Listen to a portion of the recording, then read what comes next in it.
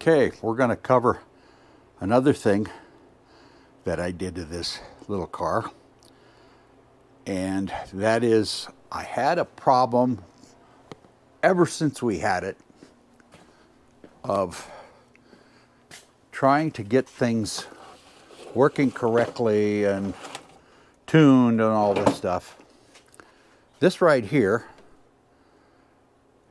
is a Holley 600 CFM double pumper, whatever you want to do. Just couldn't get that right. I think the jets were outdated. I don't think they make them anymore. But anyway, I wanted to do something different.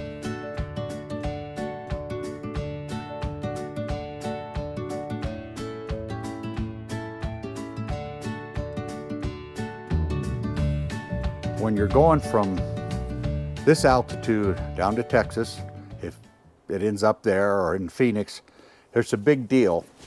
They didn't know really how to set everything up. So I wanted to do something that would overall increase performance, reliability, and all that kind of stuff. So I ended up getting this. It's a Holley Sinper. It's a fuel injection system. And there was a lot of work that I need to do other than just put this on the manifold and go away running. So I'm going to show you first what I started. The first thing I had to do. This is it has a return on it. Let's see, show you. This is the intake right here. And if you can see this is the output. So any fuel that isn't used goes back in the fuel tank. It's a return. And this car originally didn't have such a thing. I don't know. My Jeep did.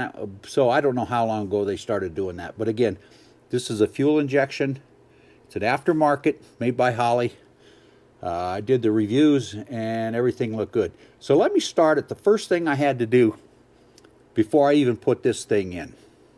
I had to remove the intake manifold because it was leaking. So it's you can see where it's off the engine and then it's sitting on the floor.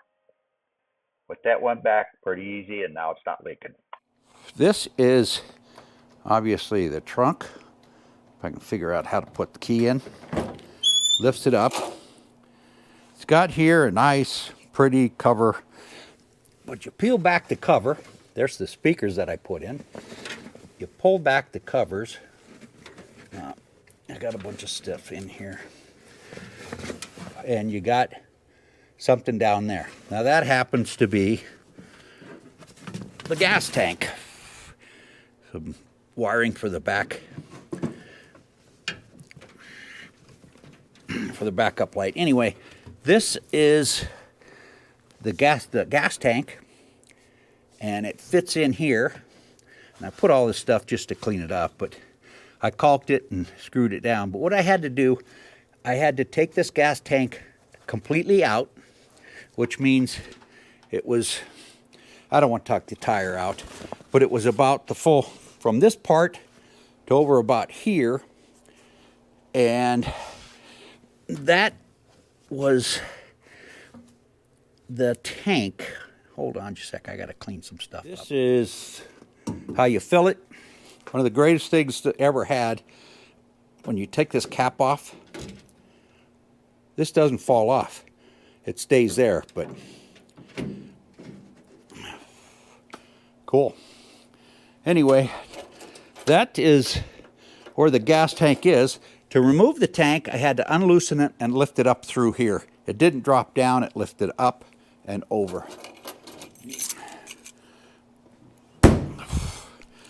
Let me crawl underneath.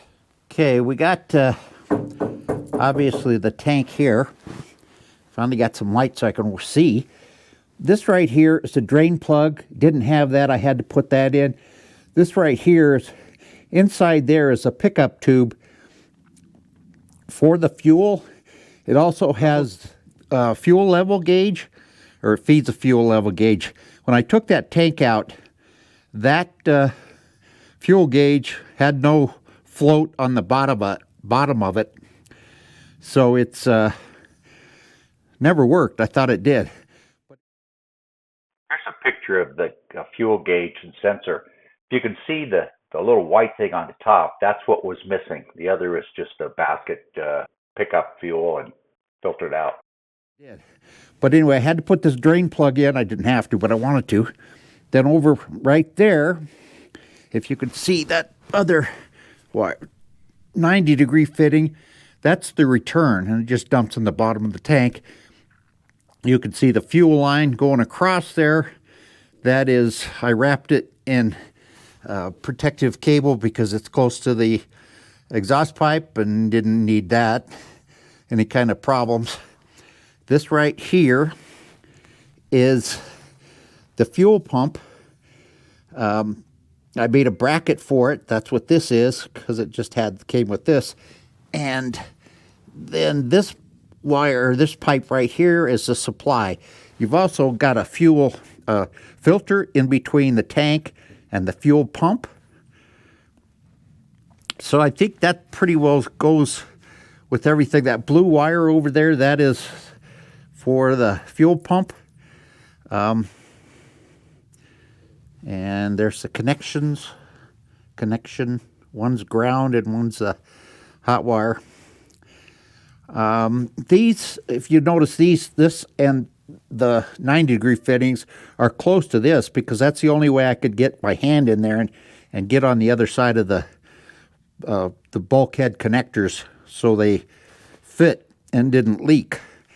I was worried about that, but obviously it's working. So that's pretty much the story. You can see I got the exhaust pipe wrapped in this asbestos stuff, or anyway, not so it conduct heat and so it doesn't get this thing. You see, this is, I think that's part of the problem. I don't know how to fix that. I'll have to think about it. But I think that's probably part of the noise that thing makes. Geez, I don't know what else. I think that's about it for underneath here. This is the page out of the installation manual, kind of shows how all the filters align and what connects to what. Pretty straightforward. This is the throttle body. It's got a gasket here. I replaced this gasket, the stock one, with thicker one because this was really getting hot and it's really helped to control the temperature. I've got the fuel lines coming in. This, you can see, goes to the fuel gauge, pressure gauge, and then this is the final filter goes in. This is the return, goes down to the tube, out to the tank. This got, there's a lot of electronics involved in this. You can see this cap or this cord, and it goes to a bunch of different things. The battery positive, coil, all this kind of stuff. There's one over here that turns the fan on, and it's got a bunch of other things it can do. This I don't have really the stuff to do it. It could handle 2 fans, don't have 2, just have 1. It can do the what the hell is that thing called? Rotor. Can do that, take care of that. You've got, I put in this fuse box that handles, you can see the fan, the radio, ignition. All those are out here where I can see them, easy to take care of. I've got a full, right here, I put in a fuse block that handles all that, just in case something would really go bad. Now this is a starter relay. Now in the old car, the old starter needed this relay, and it would be this wire here, goes over, hits the positive on the starter and starts it. Well, the one I got already has one on it, so I didn't need this to actually turn the starter on. So this is a positive going down to the starter. I just switched this with this starter, switched that other solenoid, since it had to turn on anyway, and the positive and negative, whatever that is. What else? Oh, since I'm changing, I got a electric fuel pump Got electric fuel pump. I got electric fan now. It's going to use a lot more electricity, and I want to make sure I got plenty. I went ahead and changed the alternator. The alternator is right there. It is a 2-wire. Instead of having a voltage controller like the stock one does, this only has 2 wires. One goes to the battery, one goes to the starter. Yeah, one goes to the ground, one goes to the starter right here. And that's all you need. You don't need anything else, and it controls itself inside the unit. You can see it's chrome. Had to have chrome. Got to make it pretty. I think I'm tired of chrome, though. It's hard to clean. Here's the radiator. The old radiator was leaking. So I went ahead and got the new one with the electric fan. Took the fan off of here. This radiator is bigger capacity. It obviously holds more water. The fan's supposed to be more efficient. This over here is the overflow. Just got a one to kind of match, because the stock one just went down in the dirt. So this is at least recovering it. Now, what else do I need to go over? Got the electric fuel pump. I got the electric fan. So I guess that's about it until I really go into the wiring. Now, all the wiring, there's a bunch of where you have to splice things together. Now, the way I did the splices, I stripped them out. My hair looks like shit. I stripped them out, and then I twisted them together. Before I connected them together, I put a piece of shrink tube in. I twisted them together, kind of overlapped them. And let me see if I can find something. I'll show you a little bit. Started. Got a piece of wire. I just strip it, and I strip it kind of long. You can see the stranded wire. All this wire is stranded in this car.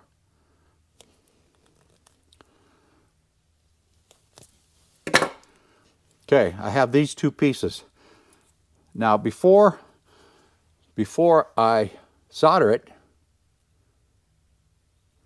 I slip this heat shrink on it, because it's not going to go on afterwards. Then I get the pieces, and I twist them together like this.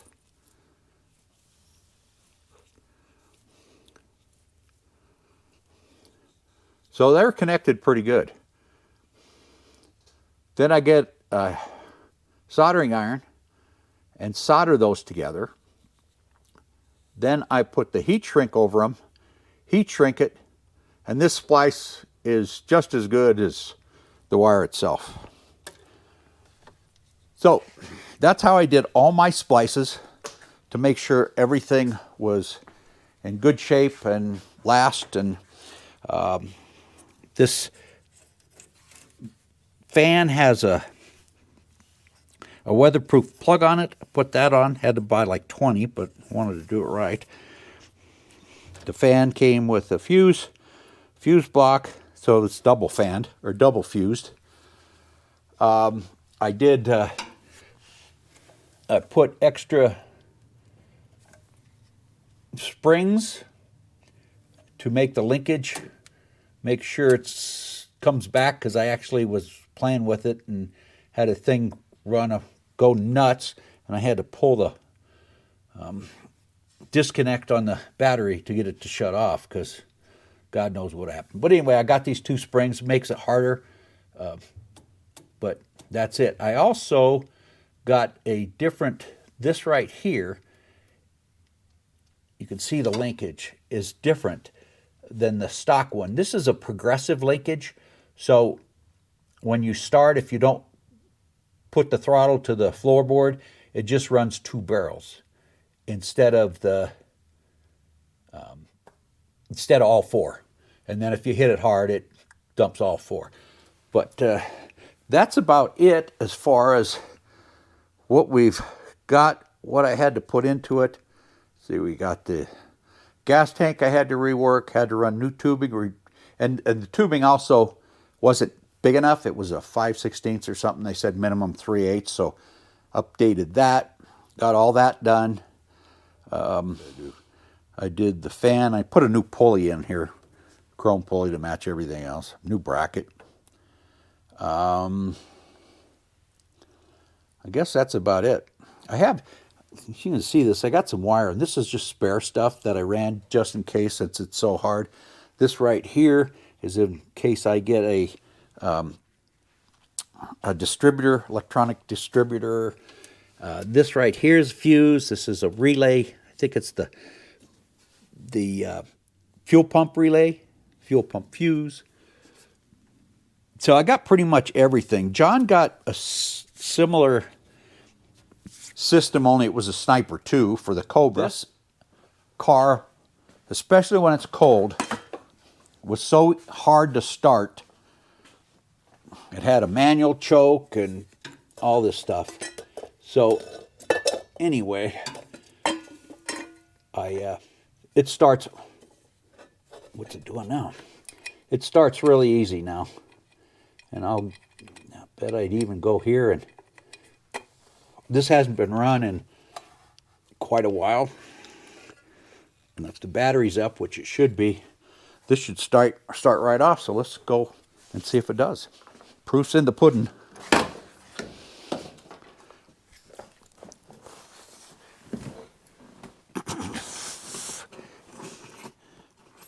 Getting this car is not easy to get into.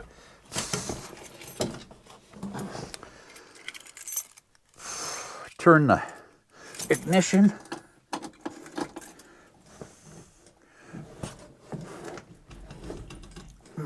Turn the ignition on. If you can hear the noise, that's a fuel pump, and you give it a little time for the computer to start up. This right here is the computer readout, and you can see the 10.7 is the voltage. So let's give it a start. Oh, I don't need a... Now, isn't that amazing? You can see the voltage jumps up to 14, the radiator. The fan, you can read that. The fan is off. There's 2 fans.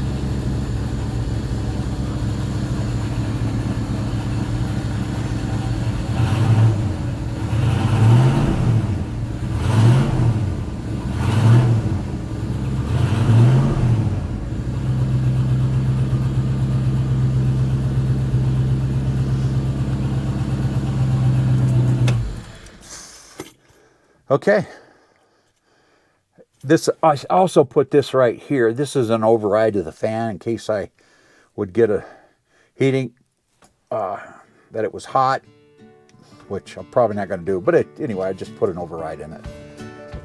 So that's kind of about it until I show you the electric.